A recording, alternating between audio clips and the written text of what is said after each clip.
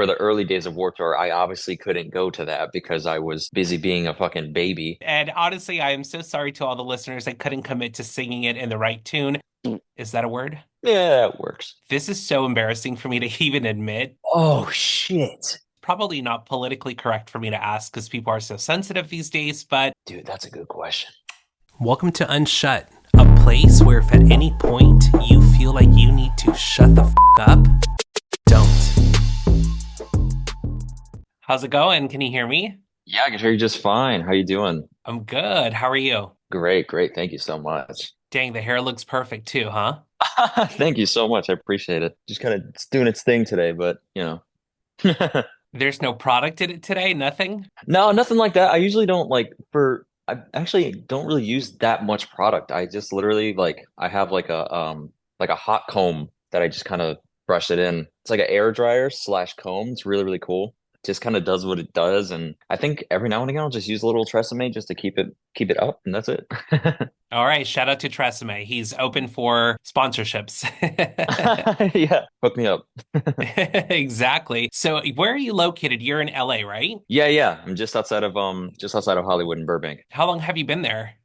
Since April. How are you liking it so far? Oh, it's great, dude. It's treated me very, very well. I'm originally from the East Coast and I lived in Florida for like 4 years. So like it feels like a mix between both places that I've lived because you have the ocean and the beaches plus the mountain atmosphere and city life and stuff. So it's like a mix of everywhere I've been. So I love it. Yeah, I think I was reading somewhere that you were born in Pennsylvania and that's where you lived before you moved to Florida. Is that correct? Yeah, you're exactly right. I lived in Stroudsburg for pretty much my whole 20 years of growing up. Okay, so how old are you if you don't mind me asking?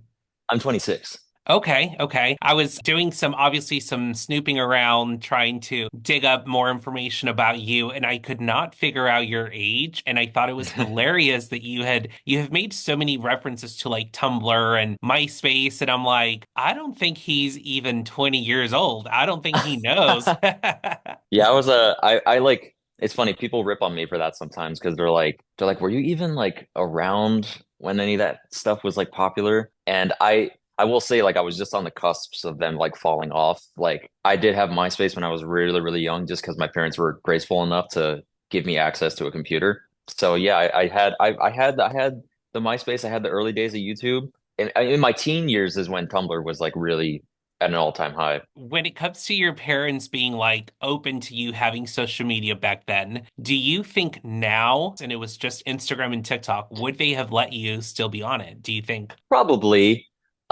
Just knowing how my folks are, they've always been like pretty lenient with that sort of thing. I mean, because I'm an only child, so I think like they were regardless of the time frame, they'd probably just be like, here's something to occupy yourself. I know you don't have much else to do or no siblings or anything, so here's a phone.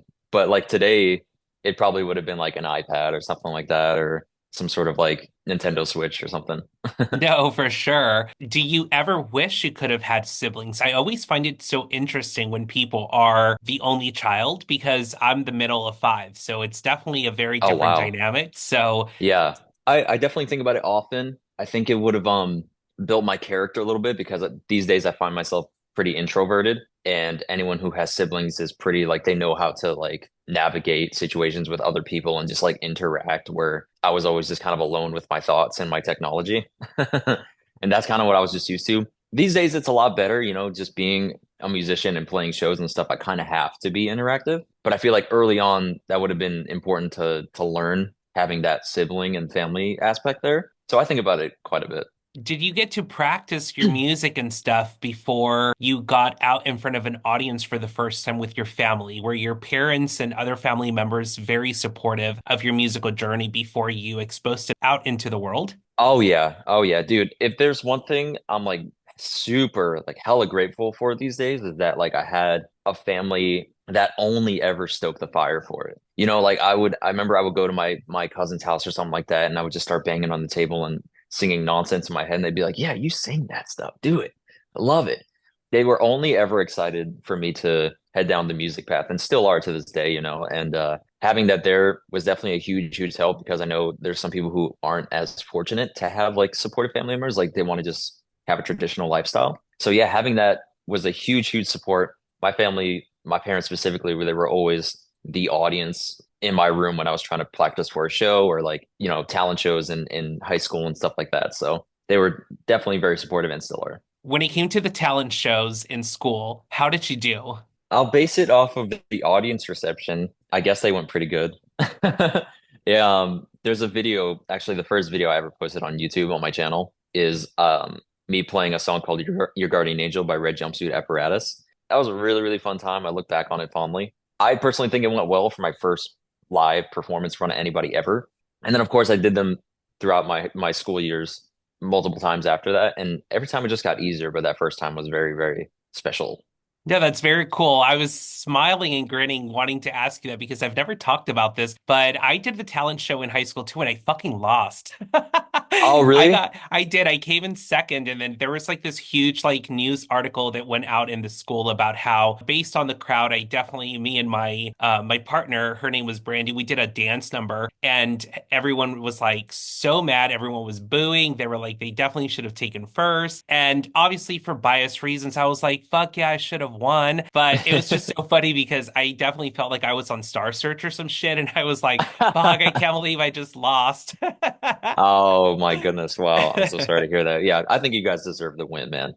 Yeah, with my school specifically, it was like because that's what I thought it was initially was like a like oh this person's first, second, or whatever, but it was really they called it a variety show. So it was just everyone gets to showcase their whatever they want to showcase, and there was really no winners. It was just like a cool, this is the show. We raise some money and let's call it a night. No, that's amazing. When it comes to your musical journey, are you the only one in your family who is like 100% committed to making music and this performing arts business your full-time career? Or do you have anyone else in the family who's also trying to pursue this and they're 100% committed to it as well? So career wise, I think I'm the only one. Like my uncle and I can't remember the name of the family technological term. Someone on my dad's side.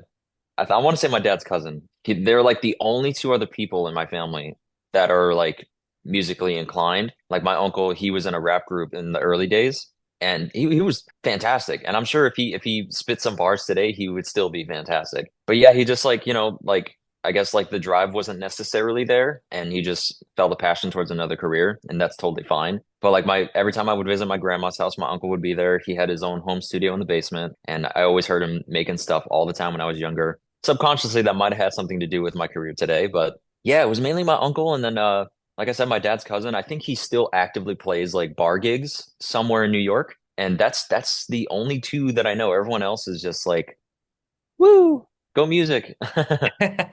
Has it ever crossed your mind to one day possibly collab with your uncle? Maybe, I mean, especially now with times, right, where it's very, I wouldn't say common because I do think that it's still something that's on the verge of growing, but, mixing like, the rock and roll with the rap, with the hip hop, it's not very out of this world anymore, right? It's just a little bit more common, in my opinion. Oh yeah, yeah. Would you Mhm. ever cross that path with your uncle? How old is your uncle? I think he just turned 45 or 6, something like that.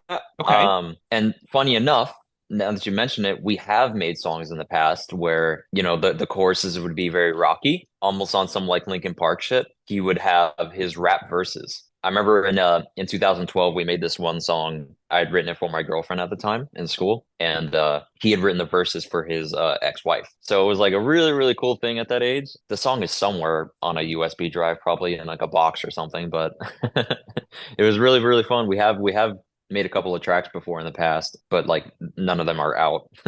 No, that's But I would like if amazing. I could revisit it, definitely. That'd be cool. No, for sure. And you said he's in the East Coast as well, right? Yeah, yeah, yeah. He's back home where I'm from in the Berg. Okay, and I also have to ask, and it's probably not politically correct for me to ask because people are so sensitive these days, but what is your ethnicity? Are you white, Hispanic, Italian? What's going on? I'm just truly curious. All right, so check it out. I am Puerto Rican, Dominican. I want to say Italian as well. but primarily Puerto Rican, Dominican, and Italian. I think there's some others in there, but I got to check my family tree.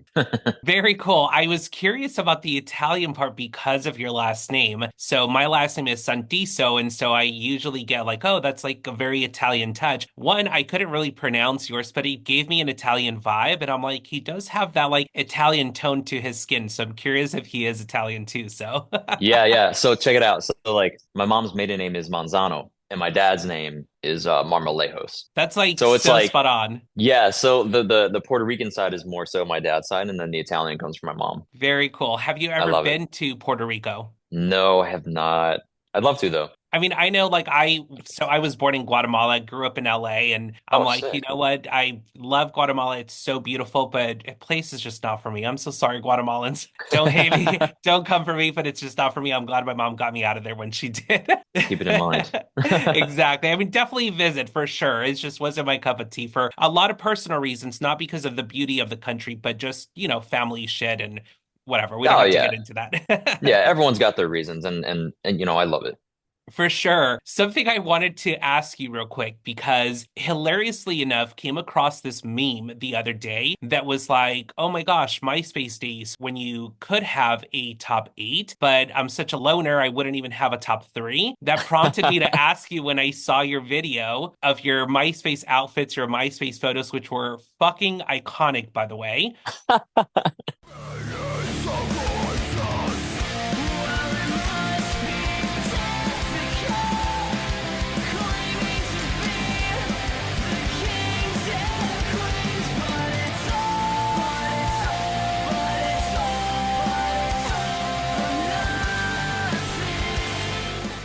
If you Thank you. could pick, absolutely amazing. I loved it. If you could pick a top eight today, whether it's artist or family, both, whatever, who would your top eight be? Go. Oh shit.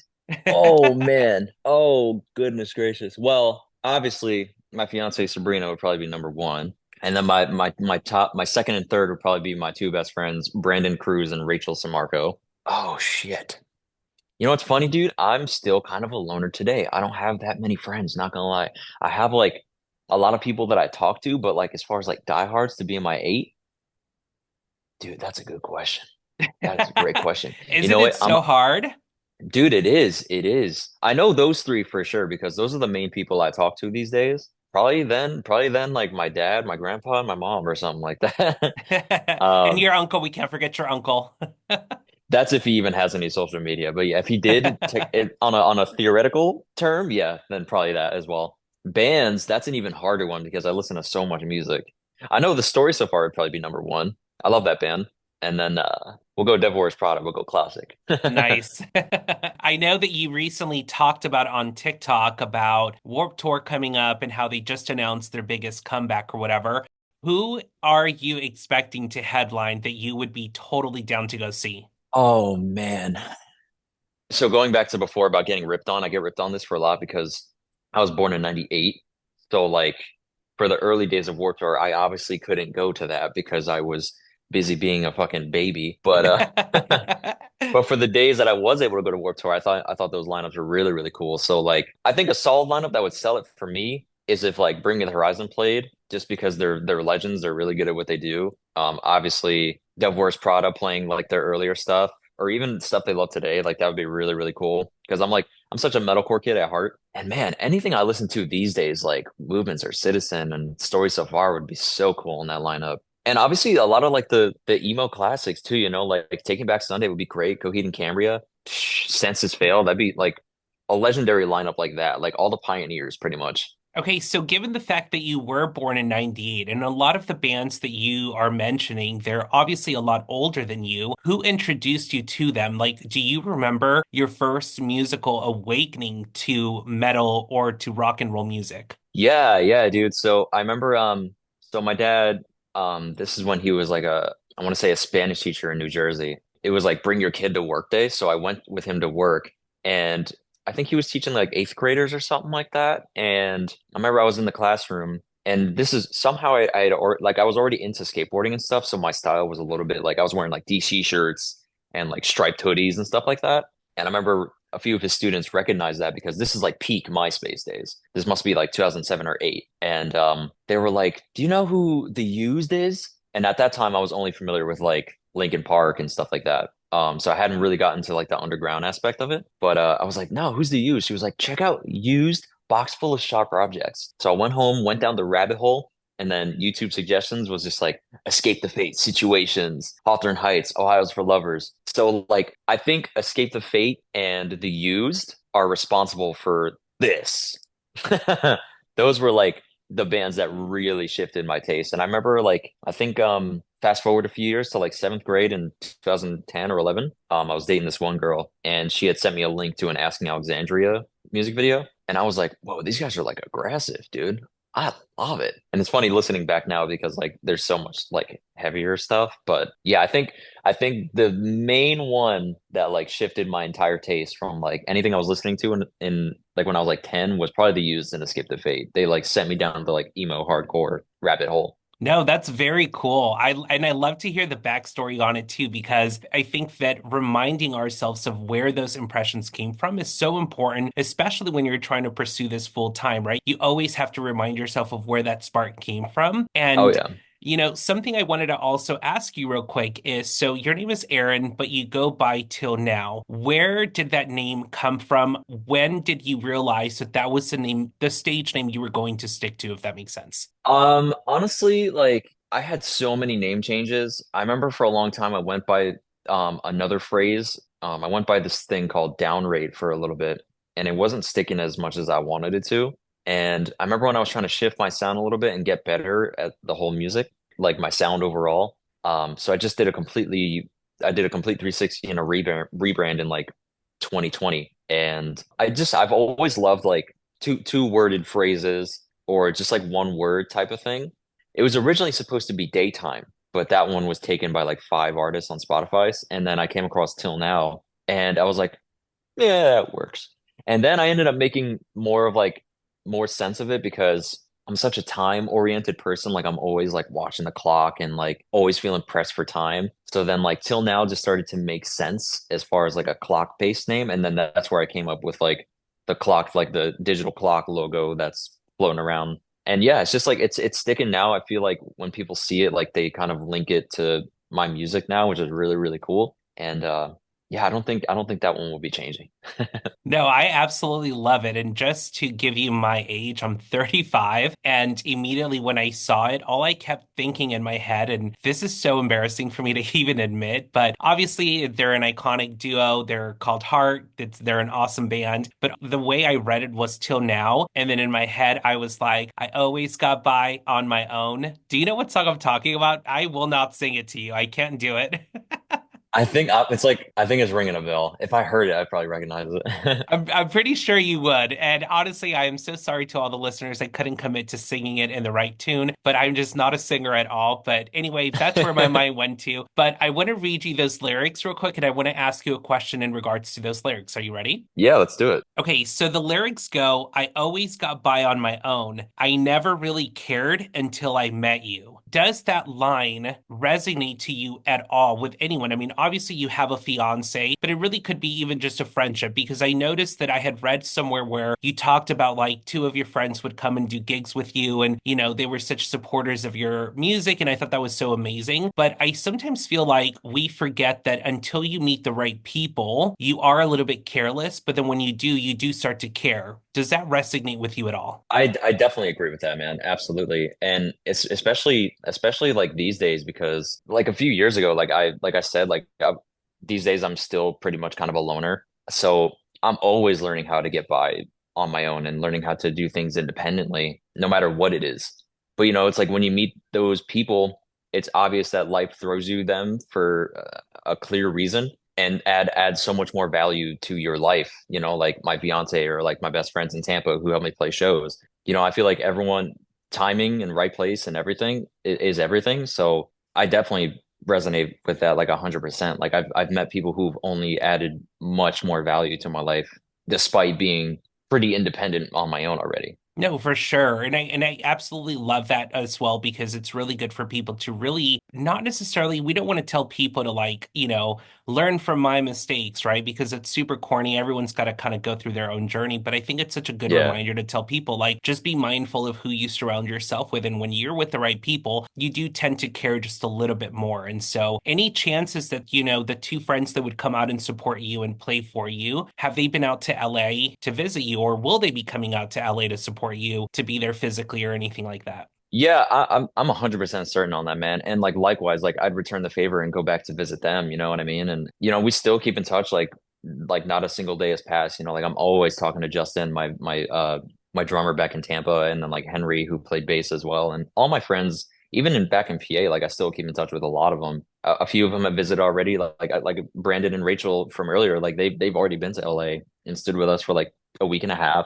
And yeah, so like the mutuality is there, the respect and love is there, and I love that. Well, for sure. I want to talk to you about the TikTok boom for you real quick, okay? Because I was very fascinated by some of your videos on TikTok, which we're going to talk about a little bit later. But I'm truly curious, how did that TikTok explosion for you happen? Like, do you remember specifically like where that pivot happened in regards to you posting videos, you were uploading shit to YouTube when you were younger? When did that shift happen for you? I think I finally understood like algorithms and like how important consistency is probably in like late 2022. Took me a long time to figure it out because I was posting videos forever, dude. Like it's all I really did just because I wanted to share it with whoever was watching and just showcase whatever I wanted. But yeah, one day I just posted a video both to Reels and TikTok in like late 2022 and I just saw the response. And like that was like the first time that I experienced like a relatively large amount of people being like positive reception over something that I did to that extent. And I was like, whoa, this is so cool. I get it now. So then I just kept at it. Like I just was like, cool, if people are digging it, I'm just gonna keep posting whatever I want and hopes that they dig it around this theme or niche or whatever. And so far so good, dude. Like there's still days where I'll post like content like that and still the same positive reception, which is insane. Like the fact that anyone gives me the time of day is amazing. You know what I mean? I think like late 2022 was when like I started like figuring out what I wanted to do and how to like showcase and navigate it. Well, and I think you said it perfectly too, consistency, because I think that's the biggest misconception people have. People like to just have this idea that you're going to get onto social media and just post, and if that doesn't stick, they just stop trying. And this is literally one of my biggest flexes to this date with podcasting because I am so bad at social media. I do not understand it. I mean, I do, and I love Yeah. creating aesthetically pleasing stories on my Instagram, but I'm older. I don't really keep up or understand a lot of the trends. So I just kind of do my own dorky shit. But what's so funny is that whatever podcasting algorithm there was when I first started, it really kind of like went off and did its own thing. I started to add so many countries and I just truly was like posting shit, maybe getting one view, two views, three views. And then it just kind of kept going. But I committed to Mondays, 7 a.m., dropping episodes. And I've just been sticking to it every single Monday. I haven't skipped one yet. And I think that you said it so correctly. It's just truly consistency. So I'm the complete opposite. I'm like, I can't go viral worth shit, but I'm like, but I can do good interviews and I can upload them on Spotify and people fucking love to hear these interviews. I love it, dude. And for what it's worth too, like it seemed like it's obvious that you enjoy this very much as well. Because I think as well as consistency, like authenticity is a big one too. Like people love, people being genuine. And you are obviously a very genuine, authentic dude. And that resonates 100% more than virality, you know what I mean? Which is really, really fucking cool. And there's still days for me personally where I can't figure the bitch out. Like it's funny sometimes a video that I really care about and put a lot of effort into, I'm like, oh, here we go. This is the one. This is the one. And I'm like, okay. And then the videos that I really like, obviously not don't not care about, but like the ones that like I'm like kind of film on a whim sort of thing, and I just kind of put it out and I'm like, whatever. I check my phone 20 minutes later and there's 1,000 notifications and I'm like, are you fucking joking right now? So it's like it's funny how the algorithm is like it's very computerized and picks and chooses. So like at this point, like I stopped kind of believing in an algorithm. I just was like, I'm just gonna show face no matter how much, like whatever the cost is. There's days where I feel like I'm still not even consistent enough. Like one video will like perform well online, and before I know it, like I look at my phone again, like a week has passed. I'm like, oh shit, I gotta post something. Whoops. Because I just kept going getting the notifications and I slip into a weird thing where I'm like, all right, cool, this one's still catching. I'm good. Wait a minute, I should post something else. But I don't. It's like it's very funny seeing how the music world has changed around that. I mean, I definitely couldn't have said it any better.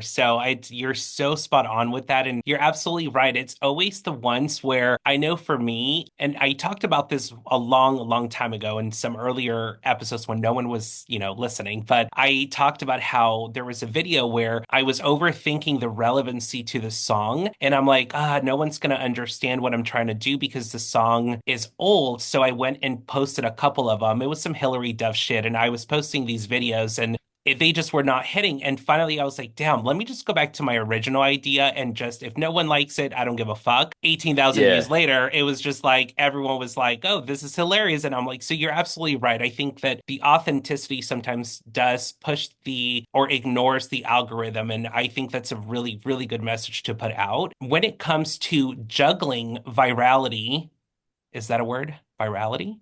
Did I yeah, just yeah. come I up with use it. something? Okay. I was like, oh my gosh, not me becoming an English professor on the pod. When it comes to, to see, now I can't even say it because I'm like, outsmarted myself. But when it comes to going viral, right? I did struggle with this early on when I first started to really take off in other countries, where I was like, fuck, I'm getting so much traction on my Spotify channel specifically, but yet no one follows me on social media. Going back to other artists that I have worked with, where they'll have 75 to 200,000 followers combined, and they're barely at like the 1,500 monthly listeners on Spotify. How do you juggle that back and forth with numbers? Because it's something I'm a big advocate on. I'm like, do not pay attention to numbers because numbers nowadays in 2024 going into 2025, they don't matter. I've had guests who have 5,000 followers on Instagram, but they have 115 monthly listeners on Spotify. Numbers just don't correlate anymore. How do you juggle with that? Yeah, so that was like something that I took note of probably like last year is the translation between the two because currently on IG I have like I want to say 51K. I've been floating anywhere between like 6K and 10K monthlies on Spotify. So I think like the math is there, like the content I'm making and like the followings or whatever, like people are going from my page to Spotify. Yeah, I obviously can't win every single one, but I know exactly what you mean. There's like a lot of times where I've seen like people have like, I don't know, 8K on Instagram and like 1 million monthlies or vice versa. So I'm like, something's really weird there, or like they're nailing an algorithm I don't know about. But like, it's all just kind of like musical algorithmic, like mumbo jumbo to me. Like, I'm just like, I kind of think of it in such a weird perspective because like, I think right now I have like, 6,100 on Spotify right now, just because I've been kind of slow with my own originals. But at the same time, I'm like, okay, if I was in a room full of 6,000 people listening to my songs, how would I feel? You know what I mean? So like I kind of stopped paying attention to it. Like I'm trying to get, like I said, going back to consistency, like I'm trying to be a little more upfront with my own stuff because like I'll post guitar videos out the wazoo. I'll post videos back and forth every fucking day if I could. But at the same time, with all the time that I've been utilizing, I've noticed that I haven't really showcased my own music. So the followers on IG are there, like from a blind eye. But at the same time, if I could bring that extra couple of people to the Spotify, I absolutely would. I do think it is important, like if that's the goal you're trying to reach. But it's like I'm kind of on the fence about it, like just because, like I said, if I could have that on Spotify, that'd be great. Just because it's all I've ever wanted was to just share my creations with other people, and just if people have a sense of relation with the music and stuff, like fuck yeah, dude. But yeah, it's like something that haven't really paid attention to too much because like, like I said, it's just like numbers and I don't even know what's real and what's not anymore. Like I've come across a few artist pages who are definitely botting, obviously no names, but like I've definitely seen it. It's almost like 100 monthly listeners, 1 million on each song. And I'm like, okay, that might get you banned, but well, do your thing, do your thing. I'm not one to judge, but Totally, totally. And it's so crazy because I totally get what you mean. And absolutely, we don't need to like get to the name dropping and shit because it's like they know, people know, and yeah, it's yeah, really easy to scope out, you know. When it yeah. comes to you talking about covers and original music, where do you stand on 2025 and what that's going to look like for you in regards to putting out more original music? Are you currently working on anything? And then I have a follow-up question about that because I love your voice. I think you have an Thank you. incredible, very versatile voice where you really could do soft rock, heavy metal, you could do pop. It's a very versatile voice, but we'll talk about that later. 2025, what's coming up for you in regards to original music? First of all, thank you. I appreciate that big time. So, to wrap up the year, I have a new song coming out December 4th called Fear of Missing Out. It's probably like one of my favorites I've ever written. It's a personal song too because I'm an anxious fuck and I'm always canceling plans. Or not even canceling plans, but like if I get invited somewhere, I always think about the what ifs, the but ifs, and all that other stuff. So I just don't show. So that's what that song's about. But 2025, I want to make like I've always thought the idea of refreshing, even though it's literally the next day into the other year. I don't really use it as like, how it's like a new year, new me type of thing. I've always kind of disregarded that phase. Obviously, each year is like a new chapter in someone's life, but I just kind of treat it as like almost just as like another number because I'm like, okay, why wait? Because at the end of this year, I was like, all right, let me try to put out if not one, but two songs. So like I have Fear of Missing Out coming out and I want to drop a second one. So like that's pretty much me getting a head start on being more consistent with my own releases. And I'm not sure why I did this. Like I bazungas, but um yeah, so I'm like, why wait? I'm just gonna kick it right off into 2025. I'm gonna start being more consistent with my own releases. Because my friends have told me, they're like, yeah, man, your content game is crazy. But like I kind of do have to dig to find your own music sometimes. And I'm like, ah shit, you're right.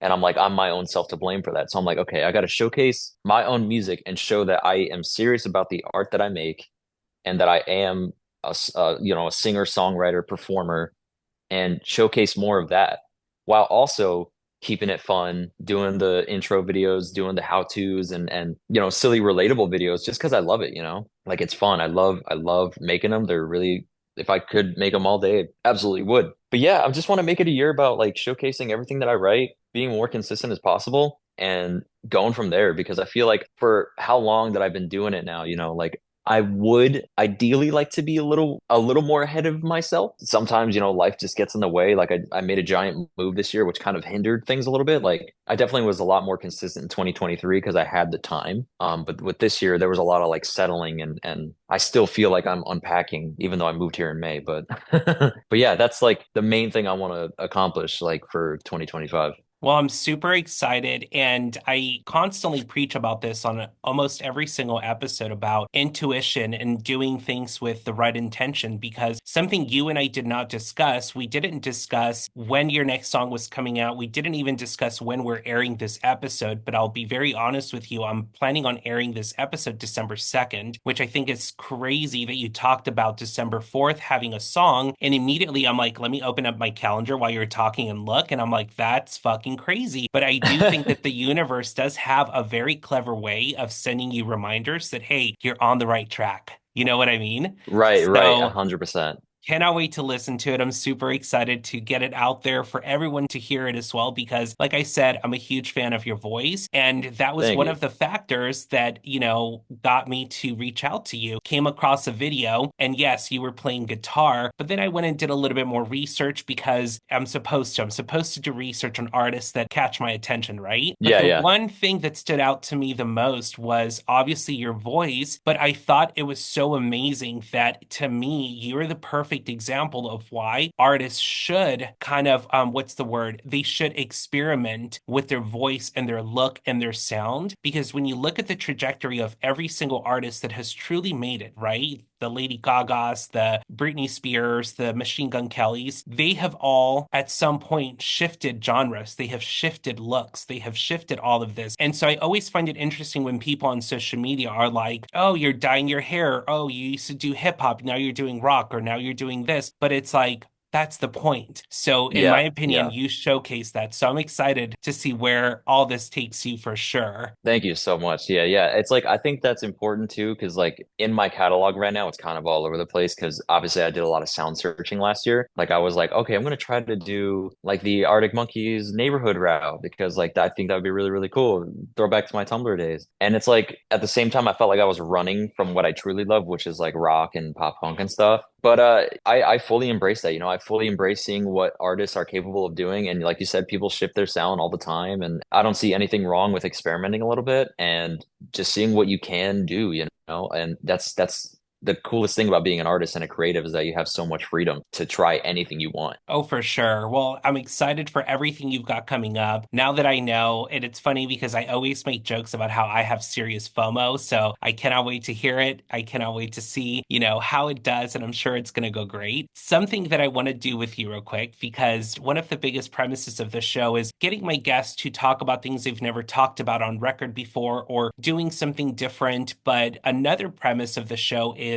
I've noticed that it's kind of taking a natural birth. It was never really intentional or planned, but I've noticed that with a lot of my guests, we really do collab creatively and it's always unintentional. And I actually didn't look at your TikTok page until yesterday, okay? I had literally was just through Instagram real quick and then Spotify listening to your music. And I was like, you know what? Let me just kind of do a last minute look on him real quick. Let me get on TikTok. It's where I kind of got the idea to what we're going to do today, okay? So, Sure. couple of things before we start, or one thing before we start. Have you ever thought about wanting to take your musical journey into films and doing, things like background music to, scenes and movies and television or anything like that? So it's funny. So it's like it's something I hadn't really thought about till I had read the comment sections. Like somebody was like, dude, if you rescored the whole film, I would watch it. And I'm just like, "Ah, that's funny." And then like I love like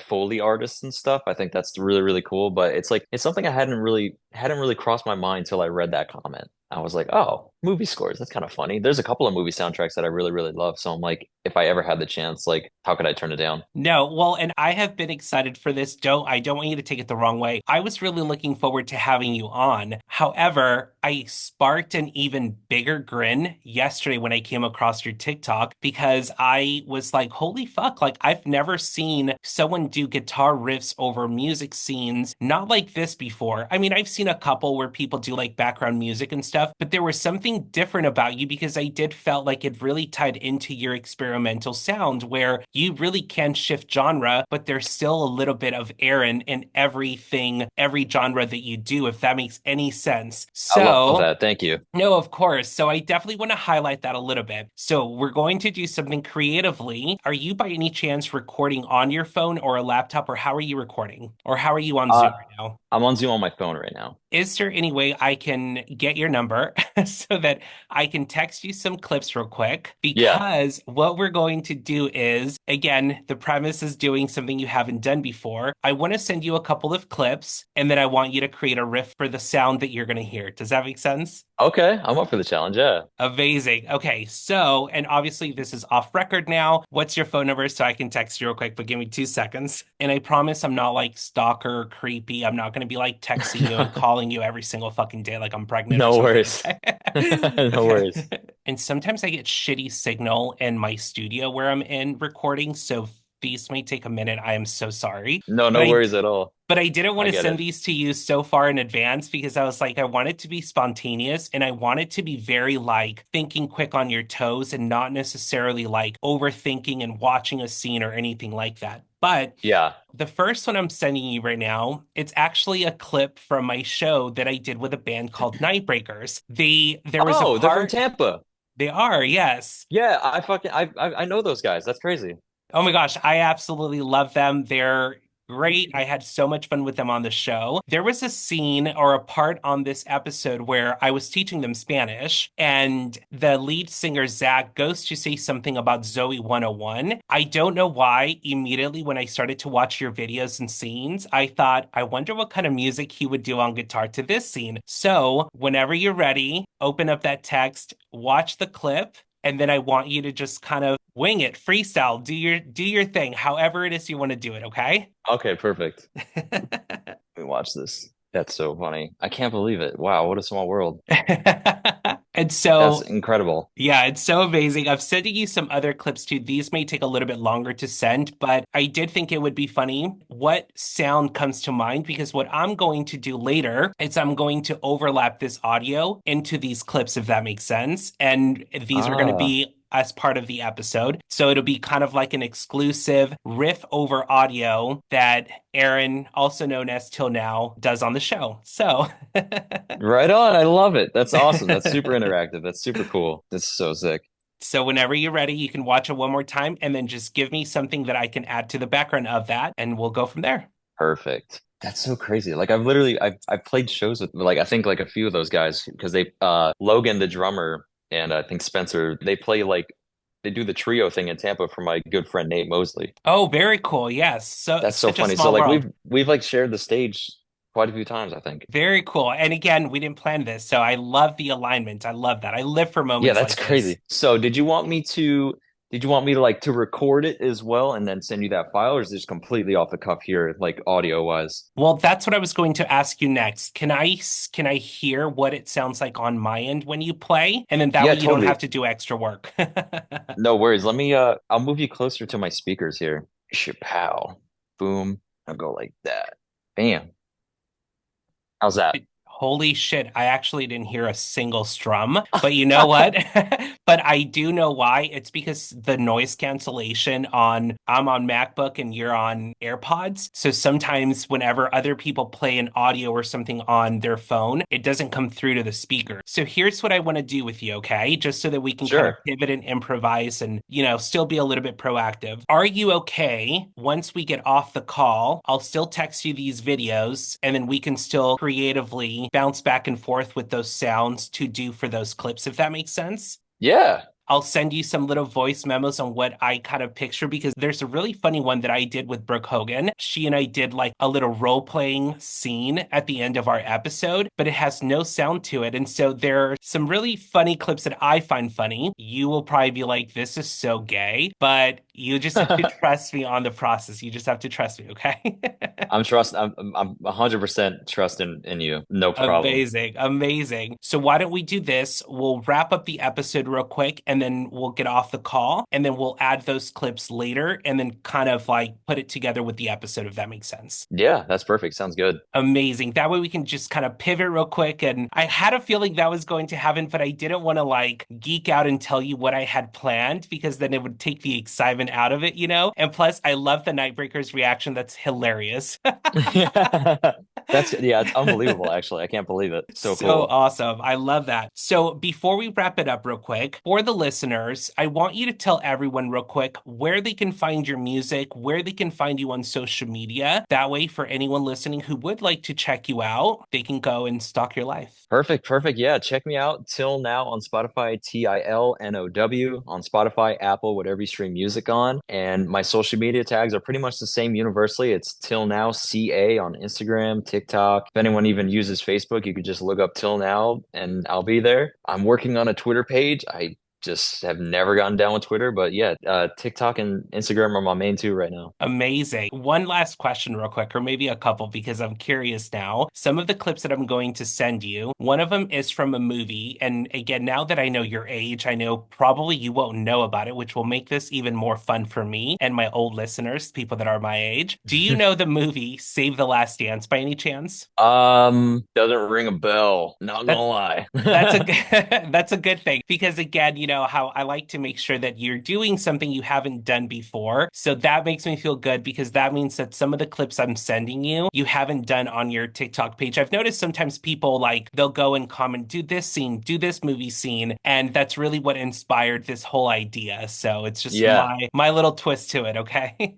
that's so cool. I love it. I love it. I love the challenge. Amazing. All right. Well, this wraps it up for today. I thank you so much for sharing some spoilers alerts on your music and what's to come next. And I think this is going to be such a fun collab, which we'll play at the end of the episode. I cannot wait. I know I'm stoked, and thank you so much for your time, and thank you so much for like doing this interview. It was amazing. No, for sure. And I will also tell you this real quick. I love doing interactive shit like this with my guests because I think that it's also one way to get to know the artist and their creativity past the music that they're putting out. It's not just about your voice and your music, it's about who you are as a creative. So immediately, again, I was excited, but when I saw your TikTok yesterday, I geeked out because I'm like, this would be so much fun to do. And what better person to do it with than an artist I'm inviting on because I believe in what they're doing. So thank you so much for going along with it. Right on, and thank you for believing in us creatives. No, for sure. I cannot wait. Thank you so much. And I'll be texting you like I'm your pregnant girlfriend expecting your child soon.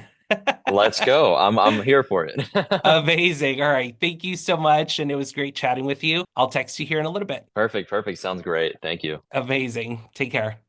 See ya. Oh, hey, the first clip needs no introduction. You saw the reaction. What an awesome moment on this episode. This is a clip from Spanish Sesh with Nightbreakers. Oh, I know that one. Okay, I was overthinking it for a second. I was like, because what's the one? There's like, Por qué Rosalita from Zoe 101. I don't know if you remember that. Por qué Rosalita? I couldn't select unshut clips for Aaron to add riffs over without one of my favorite role-playing moments on the show. This is a clip from the Fuck It, Brooke Hogan is Coming Over episode. Hey Mo, what's up? Hey, Brooke, soon to be ex-best friend. Is there anything you want to tell me? No. Are you sure? Because I just saw a picture of you and Joshua, and are you sure that's not ringing a bell? Joshua is like, we're cool. I mean, he's been kind of like hitting me up a little bit and like there's been vibes, but like, why does that matter to you? Well, first of all, he's my boyfriend, Brooke. Let's not forget that. So you're just going to kiss him in public? Hold on, you guys always act like you're just best friends whenever we go out. I thought that was legit. You're dating him? We're totally dating, Brooke. What did you think? Well, I think we need to probably devise a plan to go over to Joshua's house and take him down together. He's being a bitch. Actually, that sounds like a really good plan. Let's fucking do it. What are you doing right now? Okay, well, fuck it, I'm coming over right now. Bye. This next clip comes from one of my favorite movies, which I am not afraid to admit that I went to go see it several times at the movies. It reminds me of how much my cousin and I loved this movie and loved this soundtrack. And yes, I know this scene and pretty much this entire movie word for word. Honestly, if it could be a party trick today, I would use it. This is a scene from the movie Save the Last Dance. And just like this scene, after this clip, don't go anywhere, cause it ain't over, bitch. It ain't over, bitch. I don't even know why it started, bitch. 'Cause you always in my way. I'm only in your way when it comes to Derek. That's what this is all about. No, it's about you. White girls like you. Creeping up, taking our men. The whole world ain't enough, you gotta conquer ours too. Whatever, Nikki. You know what? Derek and I like each other, and if you have a problem with that, screw you. This next one comes from another favorite moment on the show, and if we made music with our tongues, why not add some music to it? This is a clip from Speaking in Tongues featuring the home team. And again, I am not a musician or anything, so I'm just gonna go with whatever random beat, and here I go. La la la la la la la la la la la la la. Hell yeah. La la la la la. Boys are waiting. That's perfect. Brian? All right. La la la la. This final clip is no other than Hilary Duff. This scene went completely viral on TikTok for how obvious it was that it wasn't her voice used on the film. But super funny moment about this scene in particular, post-recording with the home team and showing my partner the la la la la sounds we made on the episode, his response was, how funny would it have been if you busted out this Hilary Duff scene with the la la la las? And immediately I was so bummed out I didn't come up with that idea on the spot. So given the fact that I missed that opportunity. I'm gonna make up for it now. This is a scene from Hilary Duff's movie, Raise Your Voice. La la la la la la la la la la la. La la la la la la la la. La la la la la la la la. La la la.